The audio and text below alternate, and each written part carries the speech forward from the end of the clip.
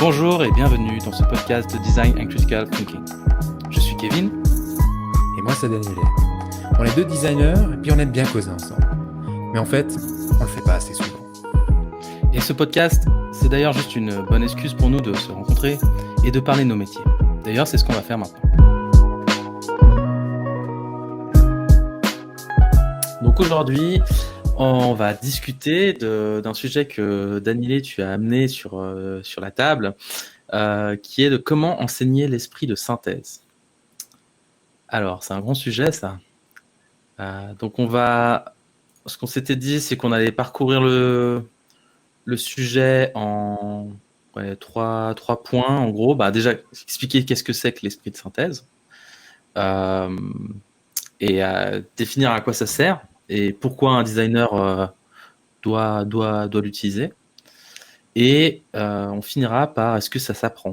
Est-ce qu'on apprend facilement ? Enfin, est-ce que c'est possible d'apprendre l'esprit de synthèse ? Ok. Alors déjà, je te lance la question bébête. Mais c'est une bonne question malgré tout. Qu'est-ce que c'est que l'esprit de synthèse ? Selon ton point de vue, en tout cas. C'est ça. Après, comme toujours, je crois qu'on a toujours la petite intro quelque part au milieu ou au début du podcast. On dit ce n'est que notre avis. Attention. Exactement. Syndrome de l'imposteur. Bonjour. Bonjour. Yes. Non.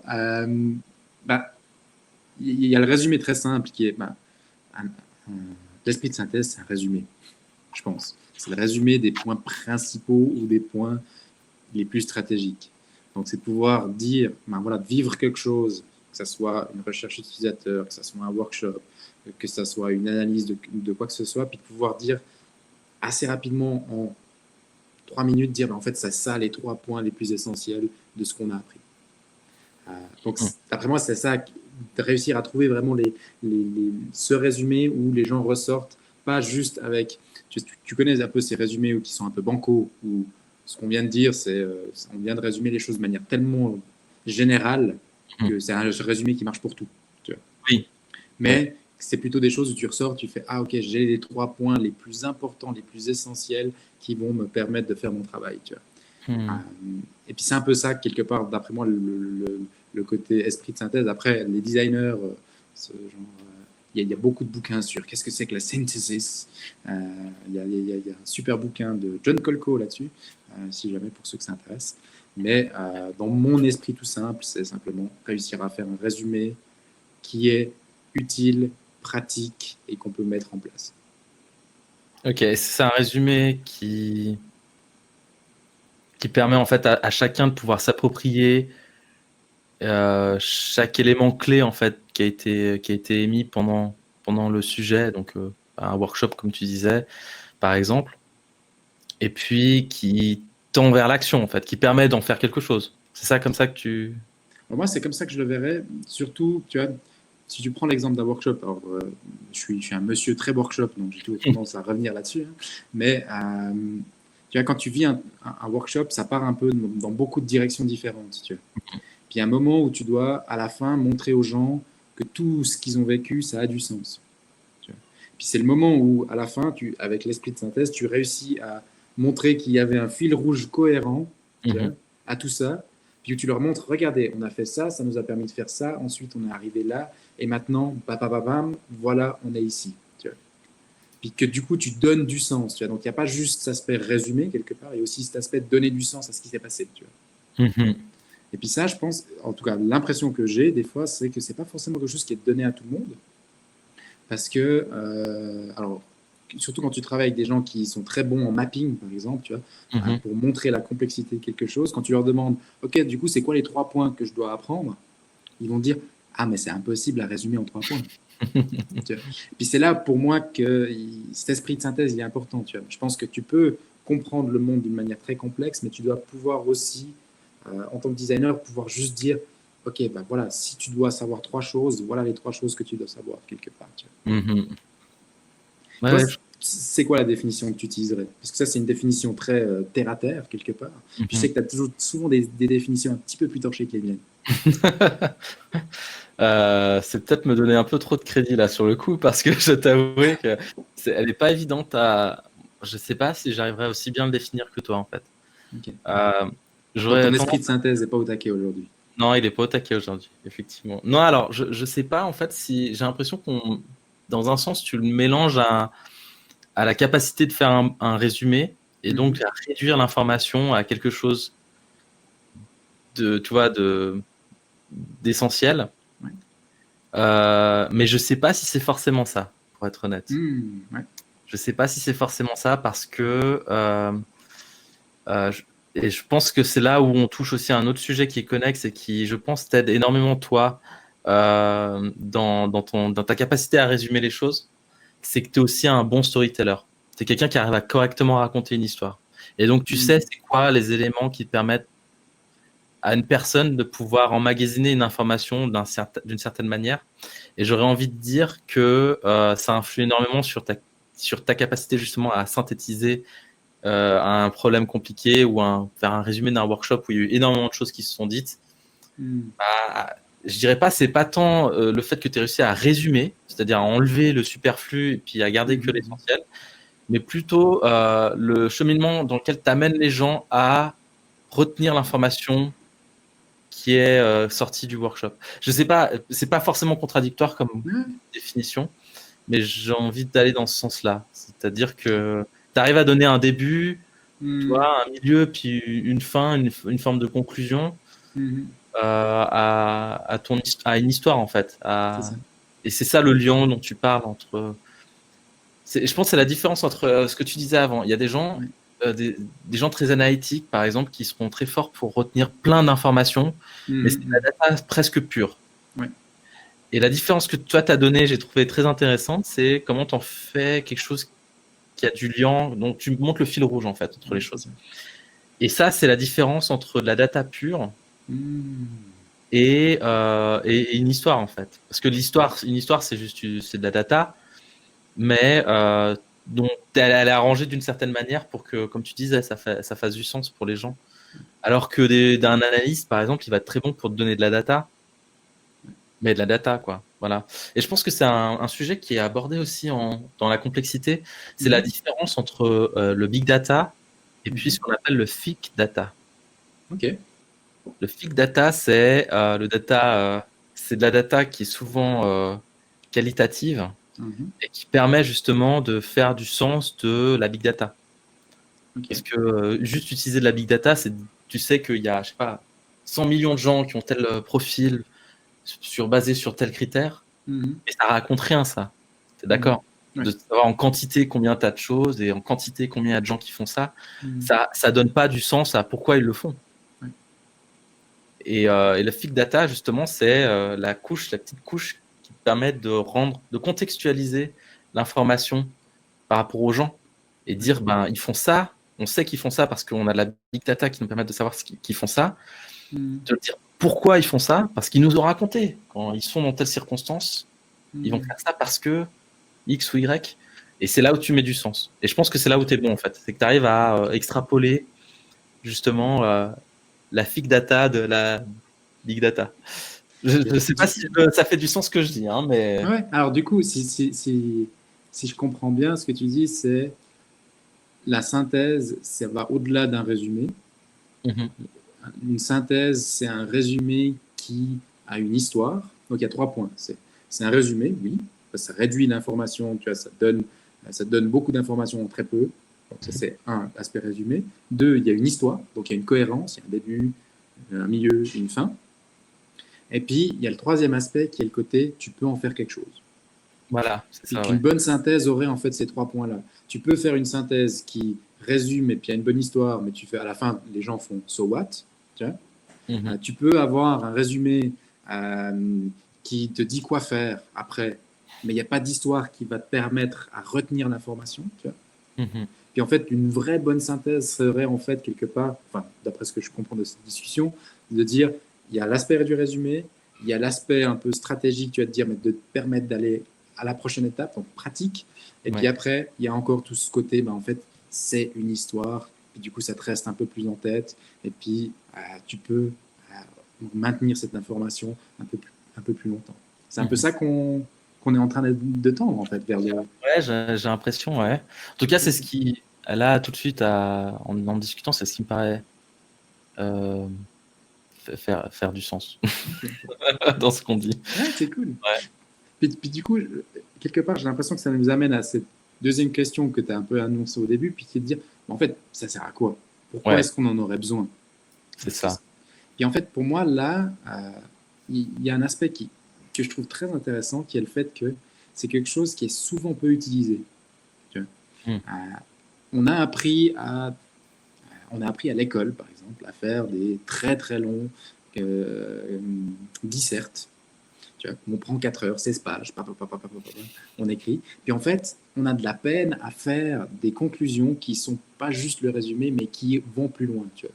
Puis j'ai l'impression que souvent on arrive vers ça, où moi je le vis comme ça avec certains designers, où tu leur dis, ah ben voilà, vous avez fait une recherche utilisateur, c'est cool, vous avez appris quoi? Puis après, ils te sortent des grandes banalités, Ouais. tu vois, mais qui sont sur-résumées, tu vois. Où tu dis, bah, j'ai vécu ça une fois où on était là, c'était un projet pour les seniors. Puis en fait, après la question c'était, oui, et puis du coup, vous avez appris quoi? Puis ils disent, oui, alors on a appris que les seniors, pour eux, les relations, c'est très important. Tu vois, puis là, tu fais, oui, mais c'est tous les êtres humains, donc c'est un résumé, c'est vrai. Ouais. Tu vois. Mais est-ce que c'est pour autant une synthèse, tu vois? Parce que ça n'est pas très utile, dans le sens que oui, ils ont besoin de relations. Tu fais, oui, mais tous les humains ont besoin de relations. Tu vois? C'est pas propre aux personnes âgées, c'est pas propre au projet, tu vois? Donc c'est pas forcément utile pour d'autres projets. Puis du coup, j'ai l'impression que ça manque des fois. Ça, c'est intéressant ce que tu dis. Euh, Je c'est suis content si c'est intéressant. Ah, déjà, on n'en discuterait pas si ça l'était pas. Mais non, c'est super intéressant. Je pense que j'en parlais avec quelqu'un d'autre il n'y a pas si longtemps que ça, de quelque chose d'assez assez similaire, Mhm. en fait, en y repensant comme ça. Et il m'a sorti un truc super intéressant, super cool. C'est que, et je pense que ça rejoint un peu la définition qu'on est en train de créer, et je pense que j'ajouterais ce point-là du coup à qu'est-ce qui est une synthèse. Mhm. C'est créer une nouvelle information à partir des informations qu'on a à disposition. Mhm. C'est créer de la nouvelle connaissance, une connaissance en plus, en mélangeant ces informations en fait auxquelles on a accès, et qu'on crée cette couche en fait de cette histoire qu'on raconte. Et ben on crée en plus une nouvelle connaissance qui n'existait pas intrinsèquement dans des informations dans lesquelles on avait accès. Donc on va l'apprendre et puis on va en faire quelque chose d'autre en fait. Ok. Et peut-être que là, on a ce que tu es en train de toucher du doigt avec parce que tu racontais une personne qui fait un résumé de ce qu'il a appris, mais qui est tellement banal que c'est pas vraiment utile en fait d'avoir cette information. Je pense que la différence entre ça, entre juste un résumé et puis une bonne synthèse, elle est peut-être dans le fait qu'on est capable de créer justement une nouvelle connaissance à partir de l'information, des informations auxquelles on a eu accès. Typiquement dans la phase de recherche, quoi. C'est ça. Ouais.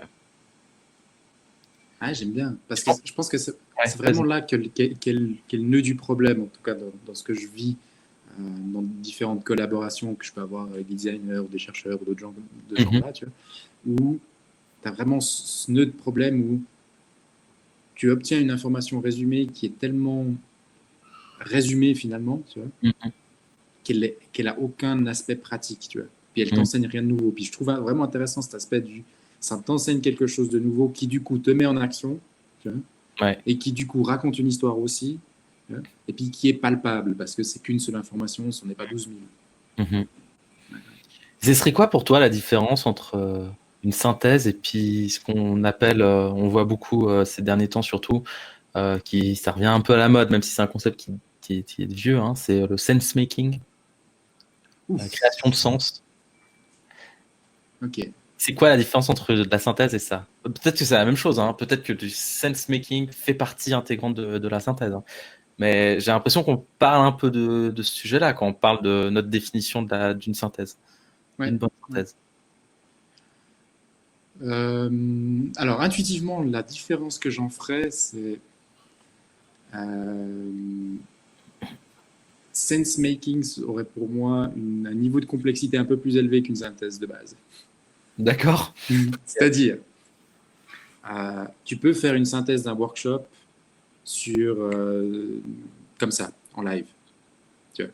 Je pense que tu arrives à raconter une histoire cohérente de ce qui s'est passé en étant succinct et en montrant le côté concret et pratique. Mhm.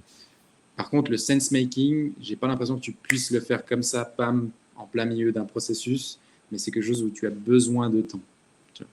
Puis aussi, tu as besoin de laisser descendre l'information, peut-être sans vouloir faire de la psycho de genre de bas étage, mais non plus, mais l'aspect un peu inconscient, tu dois un peu laisser couler l'information, laisser le temps pour que tout d'un coup tu ressortes avec vraiment l'analyse profonde de ce que tu vois. Tu vois. Ok.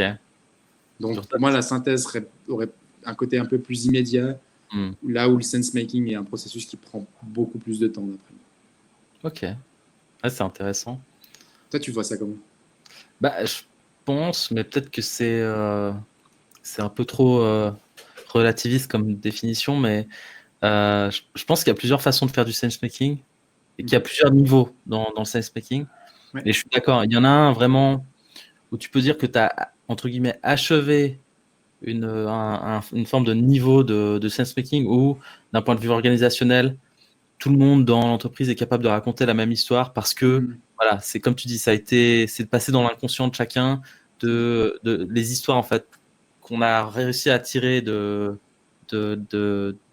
nos actions, de notre recherche et de nos actions et tout ça, et ben, ont imprégné réellement une organisation. Et puis, chaque individu est capable de raconter des histoires qui sont de manière prises individuellement, restent cohérentes, tu vois. Et là, je pense que c'est la définition que tu donnais. Et effectivement, ça, c'est un niveau de maturité, en fait, en tout cas, très avancé. J'aurais envie de dire, à mon avis, que tu peux faire du sense-making à peut-être un niveau plus bas, un peu moins, peut-être un peu moins au taquet. Au taquet, ouais. Mais je pense que quand tu es capable de faire une synthèse d'un workshop, de la délivrer à quelqu'un, et que c'est l'histoire qui va être capable de raconter à d'autres, tu as atteint une forme de sense-making, pour moi. C'est pas faux, ouais. Quand tu revois ces gens dans d'autres circonstances, puis qui racontent ce qu'ils ont fait pendant ce workshop et qu'ils utilisent des briques de ce que tu leur as raconté de la synthèse pour le faire, je pense que là, tu as atteint un niveau où c'est passé dans l'inconscient de cette personne-là, en tout cas, ou de ces individus-là. Et le fait même qu'ils soient, en tant qu'agents, influencés par ces histoires-là, ils vont influencer d'autres, et puis ça va générer ce qu'on cherche à générer, c'est-à-dire du changement. Tu vois. Je sais pas, ce que tu penses. Je trouve intéressant parce que le fait d'amener cette idée qu'il y a différents niveaux de maturité de synthèse ou niveaux de complexité de synthèse, tu vois. Pouvoir dire, il y a cette synthèse que tu fais en live qui clôt quelque part, tu vois. Qui clôt un moment, qui clôt une conversation, qui clôt un workshop, qui clôt un meeting ou quoi que ce soit, tu vois, puis qui libère les gens, puis qui dit « Ah oui, on est arrivé vers quelque chose. Ah ok, c'est clair. » tu vois. Il y a ce niveau-là, puis il y a le niveau qui est plus élevé, qui est celui de dire « Ok, ben c'est clos, mais en même temps, ça t'a ouvert les yeux vers quelque chose de nouveau. » Où tu fais « Oh waouh, j'avais pas vu ça comme ça. » tu vois. Et pour moi, le sense-making, c'est peut-être ça, le niveau de synthèse le plus élevé, tu vois, c'est le moment où il y a ce côté un peu « Oh waouh, j'avais pas vu ça comme ça. » Ouais. Parce que pour moi, il y a un peu ces deux réactions que tu peux avoir face à une bonne synthèse. Il y a la synthèse où la personne réagit en « Ah ouais, on a fait tout ça. » tu vois. C'est vrai que ça fait sens. Tu vois. Il y a le « ça fait sens. » tu vois. Je vois où on est. Ok, c'est cool. Merci beaucoup. Tu vois. J'étais un petit peu tordu dans ma tête avant. Maintenant, c'est clair. Tu vois. Il y a ce niveau-là qui est le niveau 1, mais c'est déjà bien. Tu vois. Puis il y a le niveau 2 où c'est « Oh, ah ouais, j'avais pas du tout vu ça comme ça. C'est génial. Ah, à la fois, ça se restreint vers quelque chose de très réduit, puis c'est très clair, mais en même temps, ça ouvre de nouvelles possibilités que je n'avais pas imaginées. Tu vois. C'est ce qu'on pourrait appeler un perspective shift. C'est d'arriver aux gens, à faire prendre aux gens conscience qu'il y a plusieurs façons de voir la chose, et puis que juste le fait que tu aies réussi à les faire changer de perspective sur la chose montre qu'ils ont franchi une étape dans leur capacité à avoir peu importe ce que tu étais en train de faire, quoi.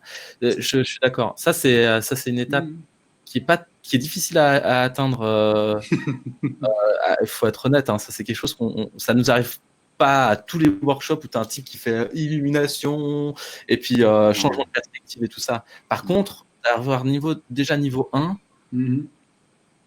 c'est un début. Puis ça, c'est bien quand il y a des changements aussi un peu radicaux comme ça, où tu as des gens qui réalisent qu'ils ont changé de perspective sur quelque chose et puis ils en prennent conscience.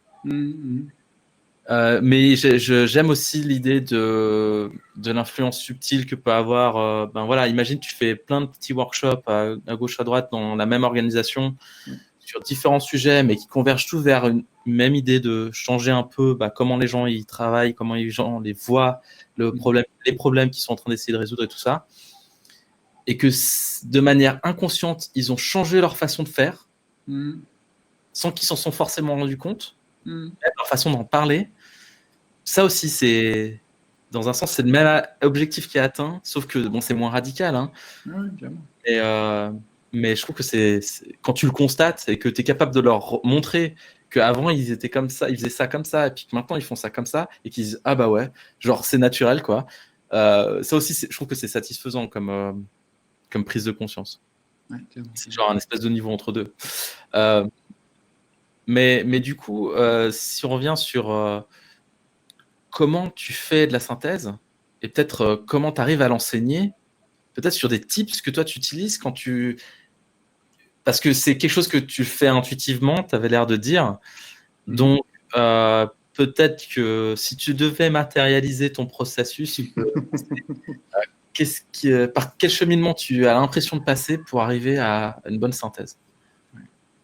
Il y a un tip que j'avais donné une fois à une stagiaire qui travaillait avec moi. Puis je lui disais, tu sais, quand tu présentes, dis toujours que tu vas présenter 3 points. Même si tu ne sais pas qu'est-ce que c'est les 3 points quand tu commences. Tu vois. Puis tu le fais de manière très théâtrale. Tu dis, alors je vais vous dire 3 points essentiels par rapport à ce projet. Et puis là, tu improvises. Et puis là, tu te les sors de je ne sais pas où, mais tu les sors. Tu vois. Puis en fait, ça vient tout seul. Parce que tu t'es forcé à en avoir que 3. Puis après, ce qui se passe des fois, c'est qu'il y en a un 4e qui vient. Puis là, tu fais. Et j'en ai un bonus pour vous aujourd'hui. Puis tu l'annonces. Puis ça c'était un truc très con, tu vois, où elle me disait, ouais, mais comment tu arrives à toujours arriver quand tout d'un coup le boss arrive et puis il est là, puis il veut savoir où on en est, puis toi tu fais, ok, ben voilà où on en est. Les 3 points essentiels sont 1, 2, 3, et puis point bonus, ça. Je me dis, mais comment tu fais? Je ne sais pas. J'annonce juste ce que je vais faire. Donc je pense qu'il y a un côté dans l'annonce qui est assez intéressant, tu vois. Dans le fait de dire, voilà comment est-ce que je vais résumer ce qui s'est passé. Tu vois. Puis le fait de dire, je le fais en 3 points, je le fais en 2 points, j'aimerais vous parler de cette tension, et du coup, forcément, c'est 2 éléments. Tu vois. Ça te permet déjà à l'autre de savoir, de visualiser dans sa tête 3 points. Ok, 1, 2, 3. 2 points. Ok, il y a une tension, il y a une guerre. Tu vois. Ou 1 point essentiel. Tu vois.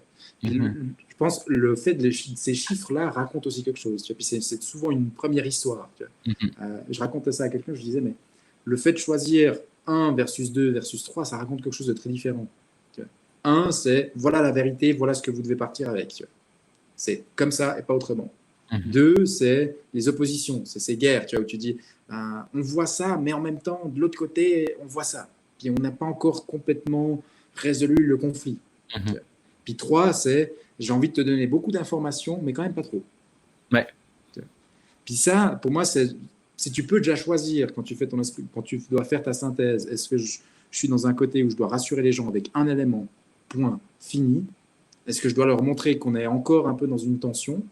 Ou est-ce que je dois leur montrer qu'on a été riche, mais quand même focus? Ça, c'est peut-être un truc. Ok. Mais ça part du principe, tu es d'accord quand tu dis ça, c'est que ça donne l'impression, ok, même si tu ne sais pas comme ça, qu'est-ce que vont être ces points, tu as déjà été nourri assez des informations en question pour te dire que tu vas réussir à naviguer dans la data et puis trouver les éléments clés qui permettraient de faire du sens. Donc là, c'est très présupposé, c'est que tu sais déjà ce que tu as vu. C'est que tu es un peu au courant de ce que tu as fait.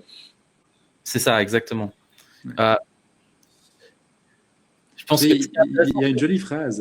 Pardon, vas-y. Excuse-moi. Il y a une jolie phrase.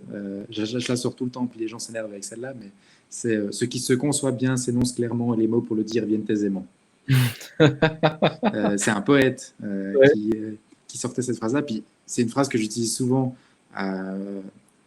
Par exemple, quand on fait des présentations, puis que j'aide des gens à faire une bonne présentation d'un rapport ou de quelque chose comme ça. Je leur dis toujours, c'est très simple. Pour gérer ta présentation, tu la fais du début à la fin, sans pause. Tu dois savoir la faire d'une ligne droite.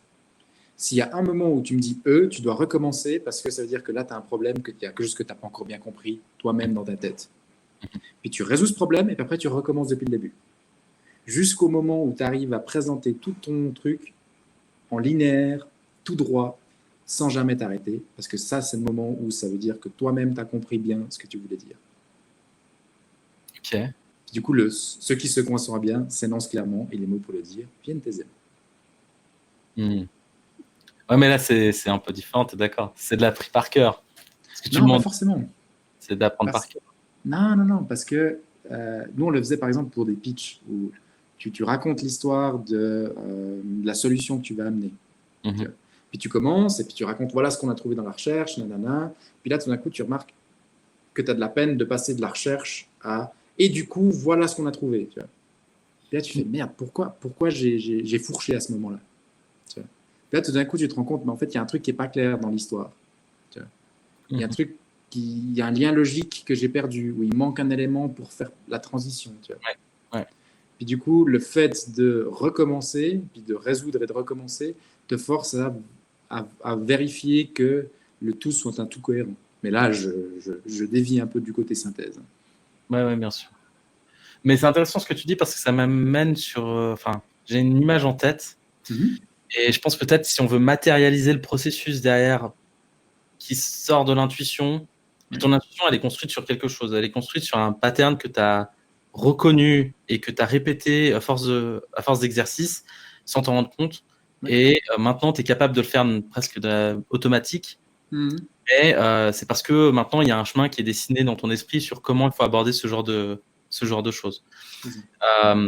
Mais d'apprendre ce genre de pattern, enfin, d'apprendre comment faire ça, c'est-à-dire créer un pattern qui te permet de instantanément, ça, déjà c'est quelque chose de difficile, on le sait, mais un des exercices, ça serait de décortiquer un peu ce qui te permet de faire ça. Et quand tu m'énonces ça, là, ça me fait quelque chose, tu es d'accord que quand tu as un discours, tu as des points clés, que tu sais qu'il faut que tu abordes, peu importe les mots que tu vas utiliser pour le faire, s'ils peuvent varier. Moi, je vois très bien, pour moi, un discours que je connais très bien, un discours que je répète mot à mot exactement, picobello, à chaque fois. C'est un discours dont je connais les thématiques clés dont je veux aborder, et à chaque fois que je vais le faire, je vais utiliser peut-être d'autres mots, d'autres façons de formuler les phrases et tout ça, mais j'arriverai toujours à raconter l'histoire, peu importe même dans quel ordre on me demande de la raconter. C'est pas un problème. Je pourrais prendre les thématiques 1 et 2 et 3 et 4, et puis à un moment donné, commencer par la 3 et finir par la 1, etc., etc. C'est pas un problème. Parce que dans ma tête, j'ai déjà tous les liens qui sont dessinés entre les différents morceaux. Je suis capable de... Enfin, je le fais pas je le fais pas consciemment, hein, de manière instinctive. Je suis capable de lier le chemin entre chaque élément. Et peut-être que un exercice qui peut être fait pour apprendre ce genre de technique, c'est de se souvenir d'éléments clés, en fait, de gros groupes d'informations, d'arriver de grouper des informations dans sa tête. Moi, je vois très bien, je pense que tu es quelqu'un comme ça, et je pense que je suis un peu aussi comme ça, c'est que facilement, quand je vois de l'information, je suis capable de la regrouper de manière cohérente. Je vois des choses qui, pour moi, font du sens d'être mis ensemble. Et je vois aussi les groupes qui vont s'overlapper parce qu'ils sont connexes ou qui sont proches. Et je peux créer des familles comme ça de thématiques et donc d'idées associées. Mais du coup, comment t'évites ça permet de créer des liens entre les différentes informations. Et puis effectivement, à faire ce que tu fais au final, raconter l'histoire, c'est raconter les liens en fait entre les différents groupes. Absolument. Mais du coup, comment t'évites le danger qu'on a raconté avant, du gars qui te dit « Ah, voilà les 3 trucs qu'on a appris sur les personnes âgées, sur les seniors. On a appris que les relations, c'est super important pour eux, qu'elles n'aiment pas être considérées comme des personnes vieilles. Enfin, Ouais. j'invente. Hein. Ouais. Puis tu fais, oui, bon, là, on est quand même très général. On est en train de résoudre un problème un peu plus spécifique. Tu vois. Comment est-ce que Mhm. tu évites d'arriver sur 3 points, 4 points, un certain nombre de points, hein, tu vois, quand tu fais tes catégories sur quelque chose qui est trop vague? Est-ce que tu as une méthode pour ça? Hmm. C'est une super bonne question. Parce que j'ai l'impression qu'on le fait les deux très intuitivement. Tu vois. Et c'est parce qu'on est capable de contextualiser la data, en fait. Les informations auxquelles on a accès, on sait à quoi elles se rapportent. C'est Ouais. pas juste la personne, elle est pas contente qu'on la traite comme une vieille et puis elle aime bien les relations et puis point barre. C'est pas, t'es d'accord? Là, ça paraît absolu comme c'est délivré comme information et donc par définition, c'est difficile d'en faire quelque chose parce que c'est générique et puis tu pourrais le prendre cette définition et puis l'appliquer à n'importe qui, comme tu l'as très bien dit, ça marcherait toujours. Puis c'est peut-être Mais, ça le test. de dire quand elles sont en train de faire X ou Y, ces personnes aimeraient être considérées de telle sorte parce que ça leur permet d'avoir plus facilement accès. Et voilà, là tu commences à raconter un truc. Tu poses le contexte, tu dis qui, quand, où, comment, pourquoi. Tu poses vraiment tu situes le sujet. Je pense que quand tu fais une synthèse de workshop, tu vas pas dire ah ben ce qu'on a appris c'est que vous êtes fort pour coller des post-it au mur, je sais pas, un truc hyper C'est ça. banal. Tu vas dire ah ce qu'on a appris c'est que par rapport à ce qu'on était en train de chercher comme problème, eh ben je sais pas, résoudre comme problème, eh ben on a appris X, Y, Z, et puis que on a vu des pistes ici qui permettent d'aller dans cette direction. Puis tu commences à voilà, puis c'est ton histoire, c'est fin 3 petits points quoi. Tu sais pas, tu vois ce que je veux dire? C'est Mais j'aime ouais. bien parce que quelque part, ça voudrait dire que le petit test mental que tu peux faire quand tu fais une synthèse, alors là, il faut avoir un petit peu de temps. On est sur une synthèse où tu as 5 minutes pour la faire toi-même. Enfin, tu ne dois pas la faire comme ça, bam, résumé. Mais de se poser la question, est-ce que l'information que je donne, elle permet d'aller, est-ce qu'elle permet à ce projet d'aller plus loin? C'est ça. Puis de se poser cette question-là, est-ce que sincèrement, ça me permet d'aller plus loin? Est-ce que c'est quelque chose qui est utile? Ouais, la question que je me pose souvent, pardon, juste pour rebondir, quand je pense à des choses en général, c'est qu'est-ce que ça veut dire par rapport à X ou Y, à ce qu'on est en train de faire. Qu'est-ce que ça veut dire par rapport à ça? C'est-à-dire aller juste une step plus loin que dire c'est la data, c'est ça, et elle se produit dans telle situation.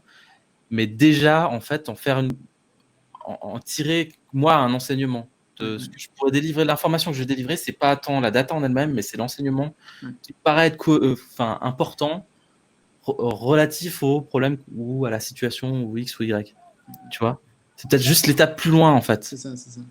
Puis quelque part, il y a cet aspect où on peut se dire, mais une bonne synthèse, elle doit te créer quelque part l'envie de dire, ah, mais du coup, on pourrait faire ça. C'est ça. Tiens, ce côté de, ah, le problème des seniors, c'est ceci, mais alors, dans ce service que nous faisons, dans ce produit ou dans cette application dans X, il faut qu'on fasse ça, c'est logique, tu vois. Puis qu'en fait, là, tu dis, oui, c'est une des possibilités, tu vois.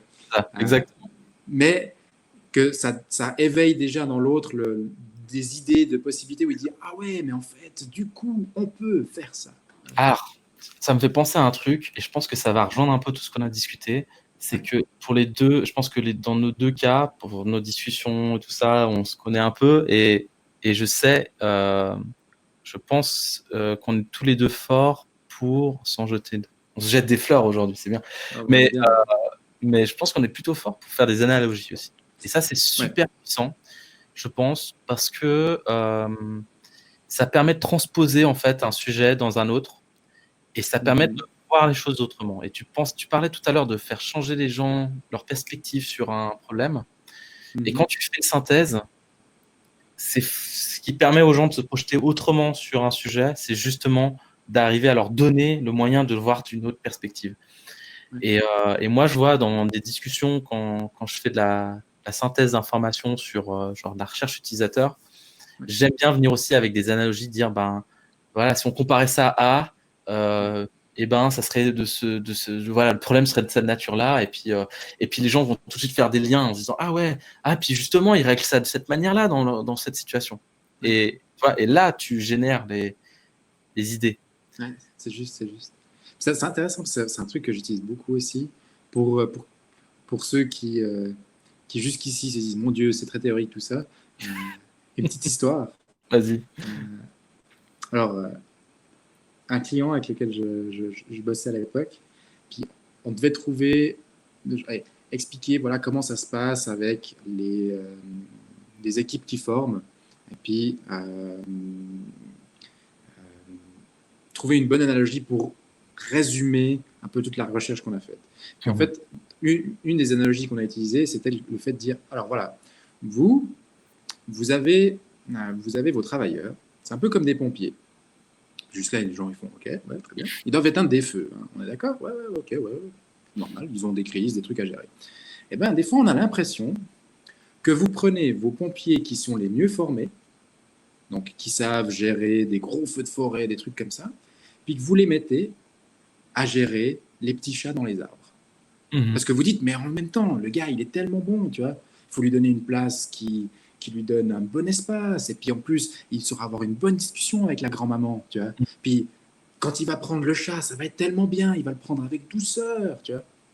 Par contre, le gros feu de forêt, eh ben là, on va envoyer les petits nouveaux. Tu vois. Et puis en fait, là, moi, ce que je fais souvent, c'est que je leur montre des gifs. Tu vois. Puis là, tu leur montres un gif d'un vieux pompier qui est en train de prendre un chat versus 2 petits pompiers perdus dans un monstre feu de forêt. Tu vois. Puis là, tu expliques, tu fais, bah voilà, ça, c'est un des trucs qu'on a vu. Puis là, d'un coup, les gens, ils font, ah ouais, c'est vrai qu'on a un peu tendance à faire ça des fois. Puis là, ça questionne, tu vois, puis te dire, mais pourquoi est-ce qu'on le fait, tu vois.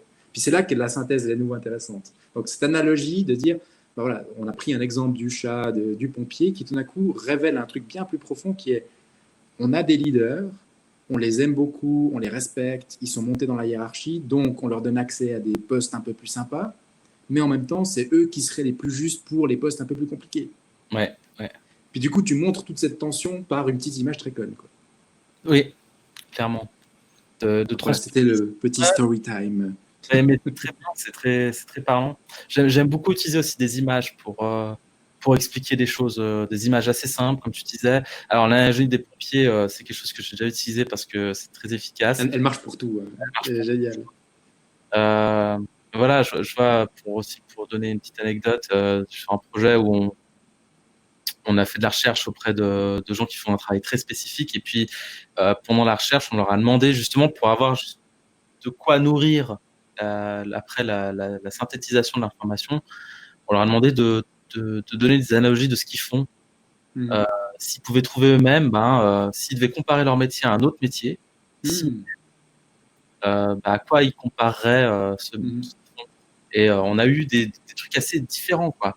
Et ça nous a montré qu'aussi, ils avaient 2 façons de réfléchir à leurs problèmes en fonction des circonstances. Okay. Et on a montré ça au management qui ne comprenait pas pourquoi, des fois, ils avaient des signaux contradictoires. Genre, on a besoin de plus de ça. En fait, on a besoin de moins de ça. Et ils parlent de la même chose, mais ils disent 2 choses complètement opposées. Et puis là, on a pu leur dire, non, mais les gars, c'est pas qu'ils savent pas ce qu'ils veulent. C'est juste qu'il y a 2 contextes bien différents dans lesquels ils travaillent. Et il y a un moment donné, ils ont besoin de ça, et à un autre moment, ils ont besoin de ça. Et on l'a représenté avec des images simples. Donc, l'investigateur ou le journaliste qui a besoin de corroborer l'information, et de l'autre côté, le pompier qui éteint des feux. Puis lui, il n'a pas 2 jours pour faire de la recherche pour savoir si le feu il se propage plutôt à gauche ou à droite. Ça doit être l'information pertinente sur le moment. Il s'en fout de toute l'info, il veut juste la plus pertinente. Et montrer pourquoi il y a de la contradiction, ça a permis d'enlever une couche de frustration, mais immense qu'il y avait dans l'organisation sur pourquoi ils nous disent ça, et quand on fait ça, ils nous disent non, en fait c'est l'inverse. Voilà, juste de situer un peu les problèmes, les environnements, avec des images simples, ça a permis d'expliquer vachement mieux aux gens qui comprennent un peu la nature des problèmes, quoi. Et ça, c'est super intéressant. C'est cool. Du coup, une bonne synthèse. C'est un résumé, ça condense. Ouais. ça a une histoire, souvent portée par une analogie aussi, Mm. comme on a vu là. Ça a plusieurs niveaux. Ça a le niveau 1 de ce qu'on a un peu dit, qui était le niveau du ça fait sens. Mhm. Il y a le niveau 2 du ah mince, j'avais pas vu ça comme ça. Waouh, ah, je découvre un nouveau truc. Ouais. Mais toujours le côté, qu'est-ce qui différencie la synthèse d'un résumé, c'est le fait que il y a un côté pratique utile pour le projet où ça te permet d'aller plus loin, puis déjà d'imaginer des solutions, d'imaginer des conclusions, puis ça te fait ah mais oui, ok, ça m'est utile, je peux y aller, je peux continuer. C'est Ok. la création de connaissances. C'est la création d'une nouvelle connaissance sur la base des connaissances que tu as. Mais du Ouais. coup, pour l'apprentissage de comment faire comment est-ce que ça s'apprend, on n'y est pas. Je crois qu'on n'a pas encore de solution. On a 2-3 pistes. Le fait d'utiliser des analogies, le fait de répéter la synthèse pour voir est-ce qu'elle fait sens. On a Les les thématiques chiffres, fortes et puis d'arriver à les lier entre elles. fortes. Ça pourrait très Mais bien être un workshop. Hein. Ça pourrait très bien être un workshop. Comment synthétiser efficacement quelque chose. Le workshop pour synthétiser, ça serait, pour moi, là, tu vois, il y a du grouping de thématiques, il y a de créer des liens entre les différentes informations et puis formuler ces liens de manière à raconter une histoire, quitte à la transposer dans un autre univers que celui qu'on est en train d'explorer, pour l'expliquer plus simplement, quoi. Un peu l'idée de, si je devais l'expliquer, moi j'ai 2 enfants, elles ont 7 et 5 ans, tu vois, si je devais leur expliquer ce que j'ai appris moi, il faudrait que ça soit assez simple, quoi, pour que ça soit compréhensible. Sans que ça soit débilisant, bien sûr, mais... C'est ça, évidemment. Ouais. Ah, c'est cool. Cool. Merci, monsieur. Merci à toi. J'ai de nouveau l'impression d'avoir appris un peu quelque chose, c'est cool. Puis surtout ce niveau un peu les composants de qu'est-ce qui fait une bonne synthèse, c'est quelque chose que j'avais pas encore imaginé comme ça. Puis aussi ces niveaux de maturité de la synthèse, tu vois, aussi le niveau de complexité d'une synthèse avec ces 2 réactions. Aussi, je trouve chouette. Merci, monsieur. Merci à toi. C'est cool.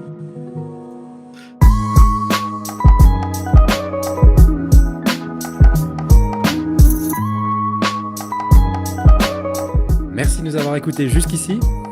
Et on se retrouve au prochain épisode.